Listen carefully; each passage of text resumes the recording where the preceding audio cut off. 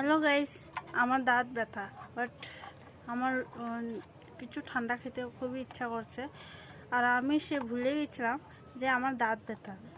তো এখন আমি লস্যি কিনে এনেছি। কিনে আনার পরে তারপর আমার মনে আসলো, ওহো আমার দাঁত ব্যথা করছে।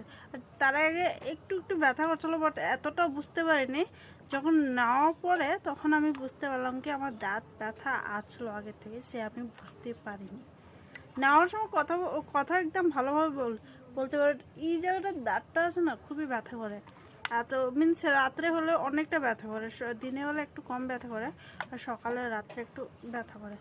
আর আমি তো নিয়ে এসেই পড়ছি, আর খেতেও খুবই ইচ্ছা করছিল, তাই জন্য আমি নিয়ে এসে পড়ছি। এখন তখন আমি কাটতে পারছি না, কী করবো।